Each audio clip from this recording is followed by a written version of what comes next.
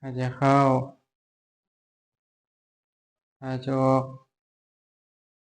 ยกขึ้นหายใจเข้าหายใจออกไปข้างหน้าหายใจเข้าหายใจออกเหยียบหายใจเข้าหายใจออกมาบันเกาส่วนบังขวาหายใจเข้าหายใจออกยกขึ้นหายใจเข้าหายใจออกไปข้างหน้าหายใจเข้าหายใจออกเหยียบหายใจเข้าหายใจออกมาบันเกาหายใจเข้าหายใจออกหนาวบ่บ่หนาวนั่งก็นั่งธรรมดาสิแต่เวลานั่งเราก็อย่าลืมลมพยายามบังคับให้มันหายใจเข้าแล้วหายใจออกหายใจเข้าหายใจออกหายใจเข้าหายใจออกหายใจเข้าหายใจออกหายใจเข้าหายใจออกเอาคำบริกรรมมาใส่ก็ได้นี่มันจะมาหายใจเข้าเนาะพูดหายใจออกอะโทพูดโทพูดโทเอาพุทโธท่องหายใจเข้ากับพูดหายใจออกโทยิพูดโทพูดโทแล้วก็หู้ก็เฮ็ดแบบนี้แหละเฮ็ดเดินต่อเนื่องซ้ำๆแบบนี้แหละ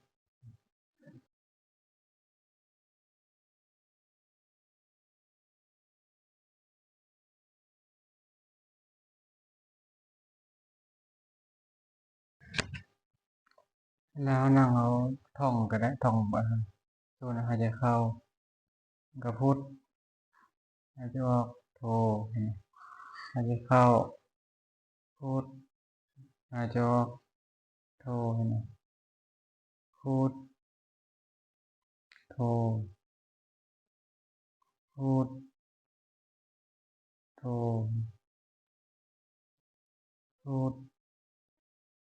โทเอาตัวนี้มาใส่ก็ได้หายใจเข้าพุทหายใจออกโท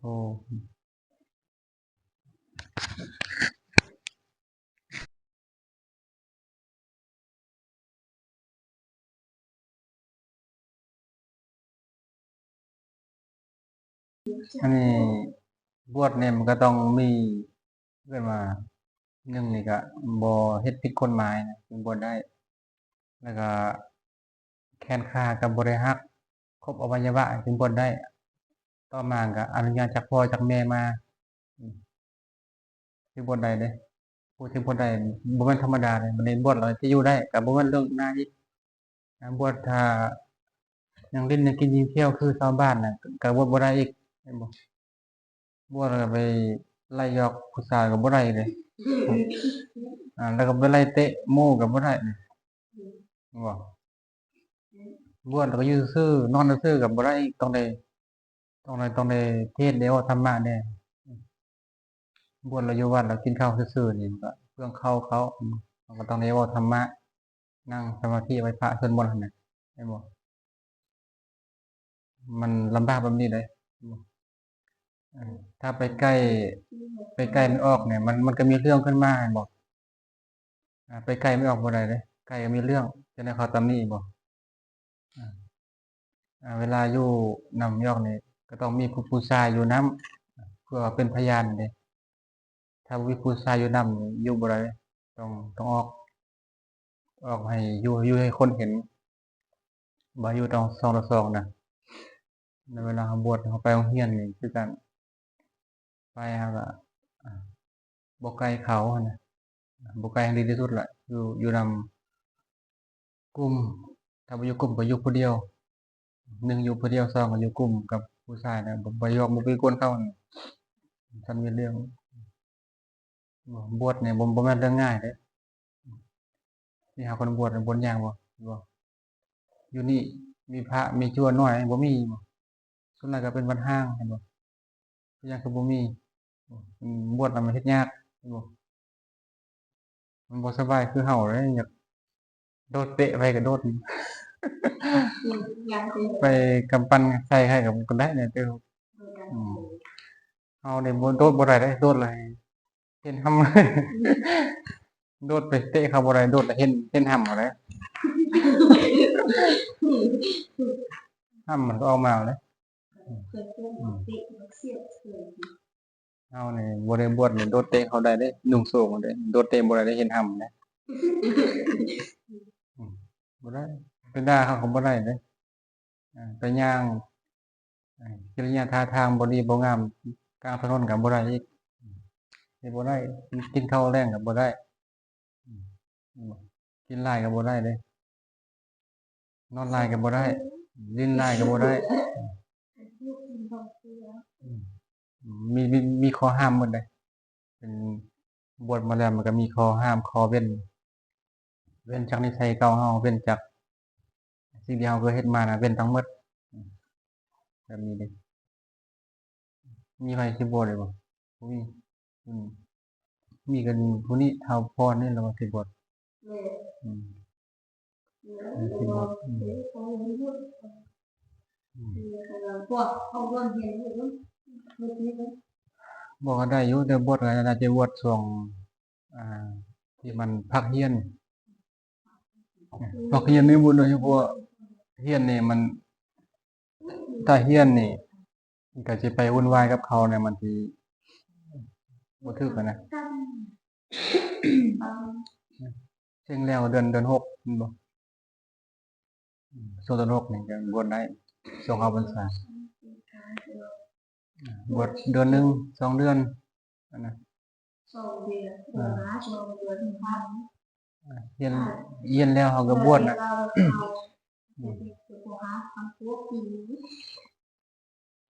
บวชแล้วก็อยู่วัดอืม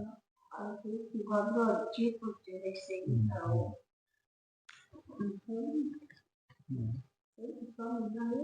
อืม3มัน4เดือน5ก็ยัง3เดือน3เดือนแล้วสงกรานต์2เดือนแล้วก็แล้ว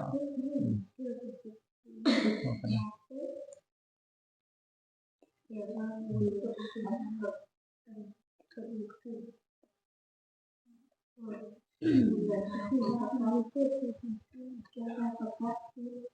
บ่แล้วก็ไปฆ่าสัตว์ไปลักทรัพย์ไปเฮ็ดอะไรโอ้ตัวก็บ่ได้เป็นพระเป็นชั่วตัวนั้นก็บ่ได้เดะผิดนะเพิ่นบ่ให้เอาตัว1เอาตัวมีศีลหลายเดะตัวก็บ่ได้ลักก็บ่ได้แฮ่งบ่ได้แหล้วตัวก็ได้สิกพู้นเดะลักก็ได้สิกแบบฆ่าสัตว์ถ้าฆ่าคนนี่ก็ได้สิกอืมสำหรับพระเดะแต่สำหรับชั่วนี่ฆ่าสัตว์นี่ก็ได้ศีลหมดละคือได้สิกนะอืมศีลหมดต้องได้ขอศีลใหม่เป็นจั่วเดะจั่วมีศีล10เดะรู้บ่เคยได้ยินบ่ศีล10 1นี่ห้ามฆ่า2ห้ามลัก3ห้ามอ่าห้ามเกี่ยวข้องกับเพศหญิงอะนะครับ4บ่ให้เว้าตั่ว5บ่ให้ดื่มน้ำเมานะ6กินข้าวแลงห้าม7นี่ให้ไปเล่นไปเที่ยวทางกลางคืนข้างนอกนี่ก็บ่ได้เช่น8นี่ก็ห้ามประดับประดาตนโตนะใช้เครื่องหอมอะนะ ทาแป้งทาน้ำหอมบ่ใช้ลิปสติกบ่ใส่บ่แต่บ่ได้เด้อืมเก่านี่ก็ให้ยืนต่ำยืนต่ำนอนนั่งยืนต่ำกว่าครูบาอาจารย์ต่ำกว่าพระนี่คลิปนี้ก็ไปใส่กำไรแขนใส่ถือเงินถือคำลายนี่ก็บ่ได้ตีฟรีกินคลิปเด้มีห้ามเลยแต่ทางนอกบ่ได้ห้ามเนาะเป็นชาวบ้านทางนอกละบ้านบ่ได้ห้ามเนาะเป็นหยังเนาะห้ามก็เป็นกฎหมายเด้กฎหมายกฎหมายบนเมืองแต่นี่มันก็มีพระนักบวชมันก็มีกฎหมายของพระของนักบวชทางนอกมันก็มีกฎหมายของทางนอกมีกฎหมายที่อยู่ในสังคมเลยมันต้องมีกฎหมายบ่ถ้าอยู่ผู้เดียวเนี่ยบ่มีก็ได้กฎหมายบ่อยู่ผู้เดียวเลยเอาสิยืนนอนตีลังกาก็ได้บ่ยืนโซทำ นั่นคือคำติโดดตึกที่เป็นอะไรยิงหันก็ได้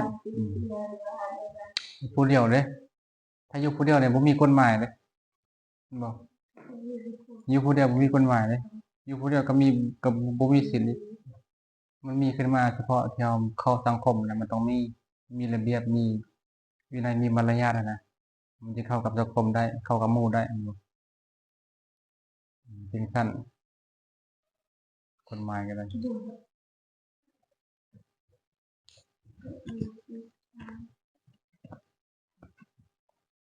ยู่เราก็นั่งสมาธิอยู่บ่นั่งอยู่นั่งเลยรู้สึกอะไรนั่ง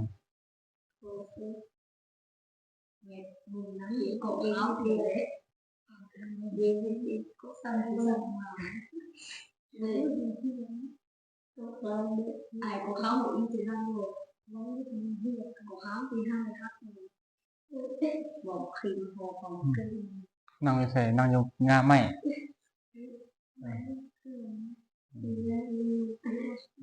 นั่งอยู่พื้นเนี่ยนั่งกาไม้บ่ได้เด้มันตกเลย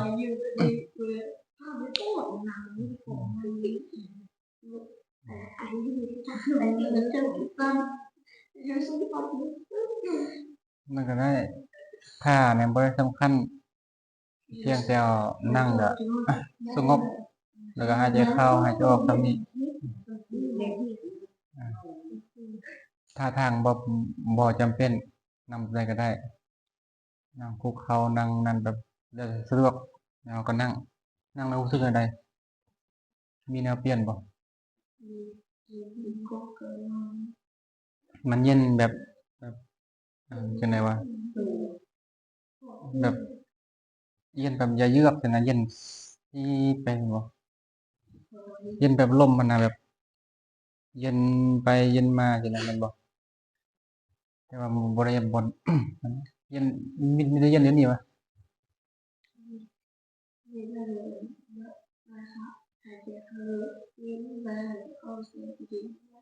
หายใจเข้าจึงเย็นหายใจออกบ่เย็นก็แม่นแหละลมมันไปกระทบกันนี่กูว่าก็ยังเย็นคือว่านี่ถ้าเรานั่งดูๆนั่งเรื่อยๆซินี่บ่เฉพาะแต่เย็นเด้มันมีความสบายมันมีความโล่งสว่างเห็นแสงก็มีนั่งไปบางทีเห็นเทวดาก็มีบ่บ่นั่งเห็นเยี่ยมนั่งเห็นผีเห็นเปรตนั่งเห็นนรกในสวรรค์ในหนังเด้บ่แม่นของธรรมดาเด้นั่งนี่จนว่าเกิดสามารถเกิดฤทธิ์เกิดเดชได้เด้นำเบิ่งลมหายใจเด้ฤทธิ์เดชนี่สามารถเหาะได้เด้บ่เหาะได้ดำดินได้หายตัวได้ใช้ลิ้นได้พ่นไฟได้พ่นน้ำได้ไปสวรรค์ไปโลกได้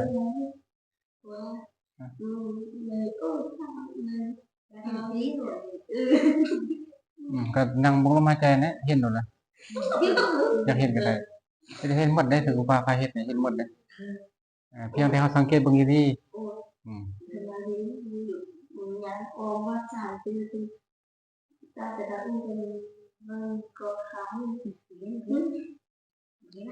มันทายาทนี่ก็บ่เห็นนะคือเห็นโดยใจที่สงบเห็นแหละทายาทนี่บ่เหมือนกันเห็นนะนี่นั่งสงบสิเขาเลยเห็นธรรมดาเห็นนี่ต้องอาศัยภาพประกอบนำคืออาศัยสีเขาจำมารูปสีขาวเนาะสีขาวก็ได้แสงสว่างก็ได้เขาเพ่งเบิ่งแล้วเขานึกขึ้นในใจนะจนว่ามันติดภาพนะติดภาพสีขาวก็ได้มาติดในใจนะแล้วกำหนดเอาตัวนั้นอยากเห็นตัวนี้ได้เขาก็นั่งสมาธิมันสงบ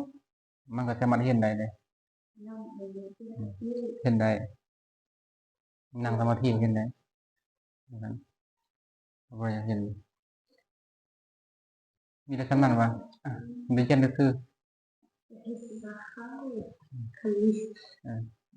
แต่อยากเห็นก็นั่งสมาธิแหละเบิ่งลมสังเกตเบิ่งลมนั่นแหละ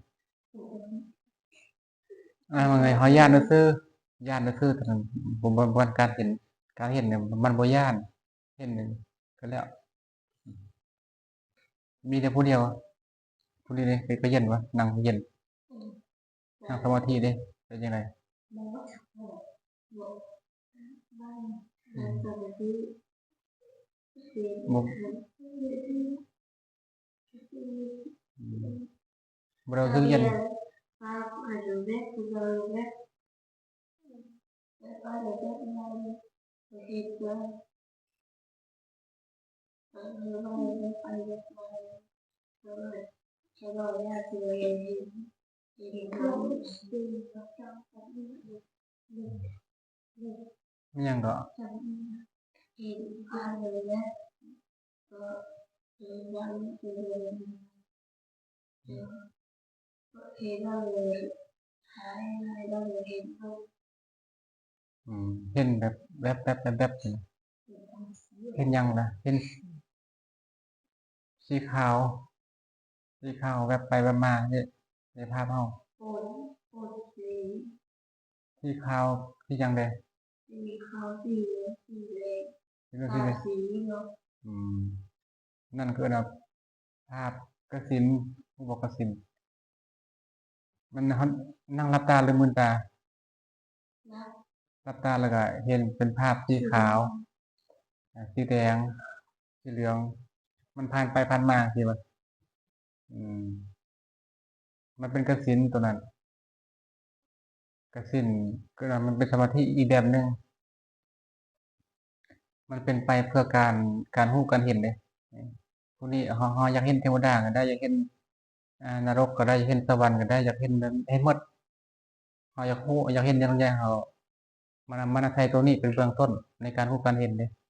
แต่เราต้องฝึกเพิ่มฝึกให้มันชำนาญนะจับให้มันได้จับเอาสีใดสีหนึ่งนะจับเอาสีขาวก่อนก็ได้เอานั่งสงบลมหายใจเข้าหายใจออกแล้วก็จับแล้วก็เบิ้งมันให้มันชำนาญนะจับให้มันติดชำนาญมืนตาก็เห็นสีขาวได้รับตาก็เห็นสีขาวได้ ขยายสีขาวกว้างขยายย่ำออก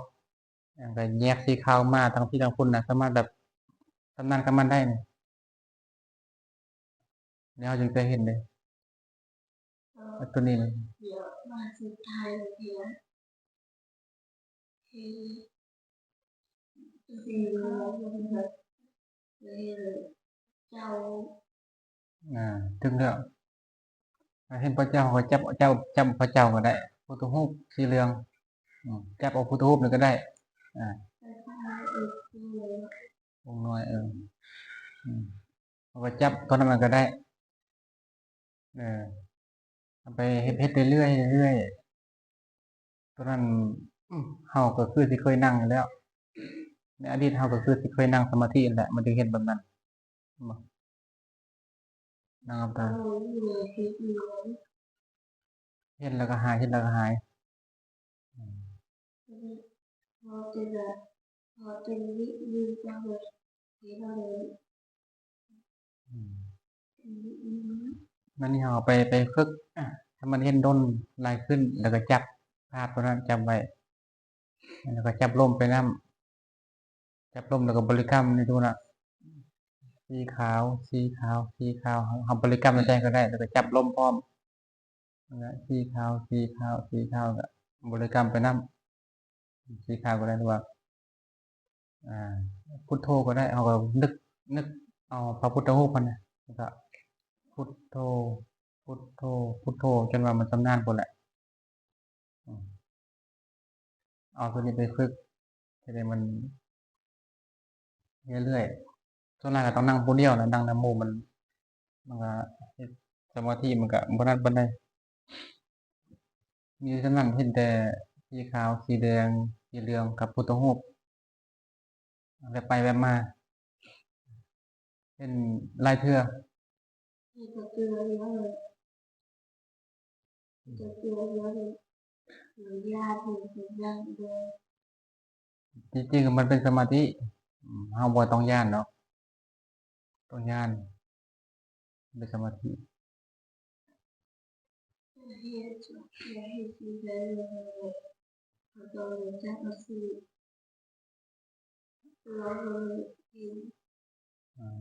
จับเอาซี่ที่ใดก็ได้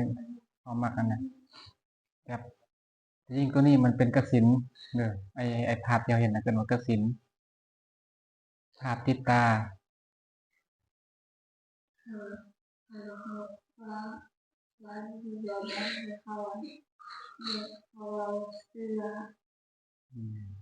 กสิณตัวนี้เด้อกสิณตัวนี้เป็นเหตุให้เฮาใช้ฤทธิ์เดชได้หมายถึงว่ากสิณนี่เฮาอยากรู้หยัง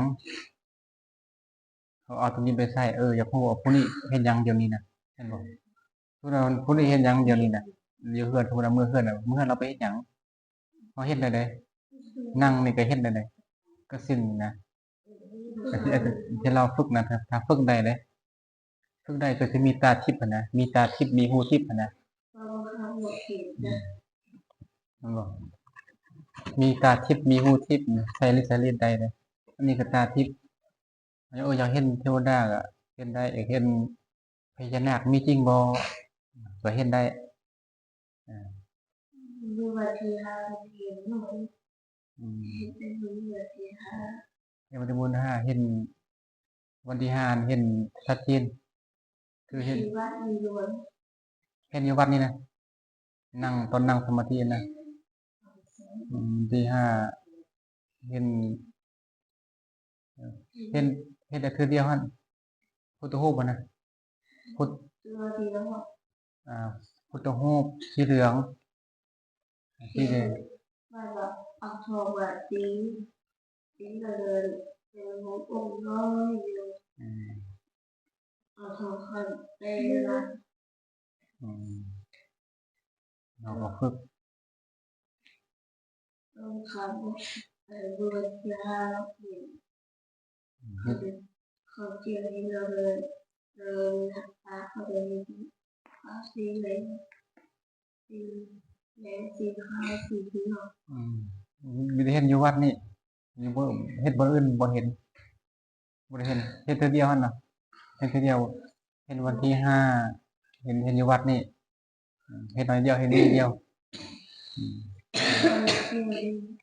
เขาเลยลูกตาเขาเลยเห็นเลย เห็นผ่านซื่อๆประมาณเขาก็ฝึกเพิ่มได้ มีไผอยากมีตาทิพย์บ่นี่มีบ่ฮู้บ่ตาทิพย์นี่เฮ็ดขึ้นแล้วนี่ฝึกขึ้นแล้วนี่เห็นภาพจับภาพภายในก่อนเข้าใจบ่จับได้บ่ล่ะเขาจับภาพตาทิพย์หั้นนะอยากฮู้ว่าผู้นี้มาแต่ไสนี่ฮู้ได้ก็กำหนดเบิ่ง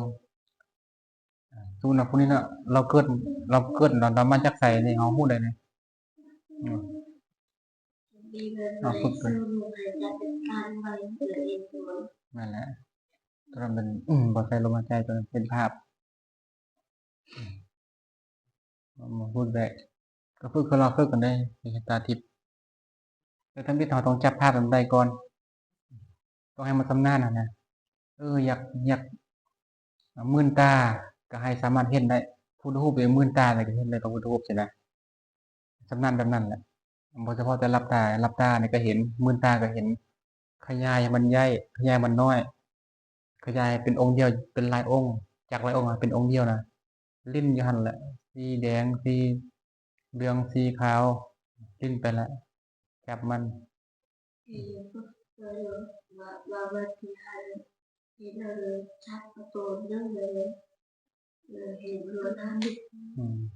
จับบอกตัวเดียวเราไม่เห็นหมดนั่นแหละแสดงว่าเราเคยฝึกมาก่อนจับบอกตัวเดียวไม่เห็นหมดแล้วเป็นภาพ แล้วก็ผมเกิดผ่านได้นะผมโดนเดือดผ่านได้ เราจับกันออกไปฝึกก็ได้ มันมีน้ำก็ได้ น้ำมีดิน มีลมมีไฟ มีสีแดง มีสีเหลือง มีสีขาว มีสีเขียวสีเขียวแล้วก็แสงสว่างแสงสว่างสีขาว เห็นไปใส่เราพ่อเลยเห็นว่า สีเหลืองสีทองมันมีภาพติดตาเนี่ยสามารถฝึกแบบนี้เอาพุทธรูปก็ได้เนี่ยกับเอาน้ำเอาดิน เอาลมเอาไฟ จับเอาตัวหนึ่งเราหมักนะว่าสีขาว สีแดง สีเหลือง สีเขียว แล้วก็แสงสว่างความ เจอที่เล็กผมจะเดินจอหญ้า ก็ขึ้นกับว่าเขามักเขาอยากฝึกด้านสมาธิเขาก็จับให้มันติดให้ก่อนไปเขาลองไปฝึกเบิ้งจับเอาพุทธรูปก็ได้เขาให้เบิ้งพุทธรูปเราไปเห็นแล้วก็จำแล้วก็นึกไว้ก็จับเอาไว้ท่องท่องก็ได้พุทโธพุทโธแล้วก็นึกพุทธรูปมันท่องไปน้ำนึกไปน้ำลืมแล้วก็เบิ้งไม่พุทธรูปมันก็เบิ้งแล้วท่องเราท่องไปเจอ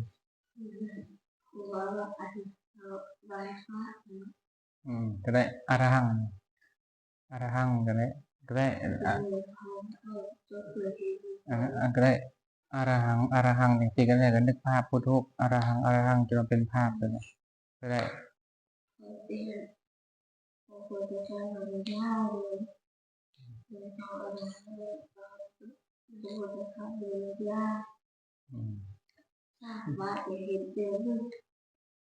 มันเขาก็คำที่บาลีเป็นใส่เขาจะใส่หมดนะโมตัสสะยังสมะอรหังก็ได้สวากขาโตก็ได้ใส่หมดมันเป็นคาถาก็คือท่องนั่นแหละหมายถึงว่าท่องคาถาเนี่ยคือท่องอันนี้ก็ไปแล้วก็ลองไปฝึกเบิ้งข้าพเจ้าขอตั้งจิตด้วยเดชะบุญที่พวกข้าพเจ้าได้กระทำในวันนี้ขอให้ข้าพเจ้าจงมีความสุขขอให้ญาติพี่น้องหมู่เพื่อนเจ้ากรรมนายเวรของข้าพเจ้าจงมีความสุขขอให้เราเทวดาและสรรพสัตว์ทั้งหลายจงมีความสุขอย่าได้เบียดเบียนอย่าได้พยาบาทซึ่งกันและกันจงพ้นจากทุกข์ทั้งปวงด้วยเถิ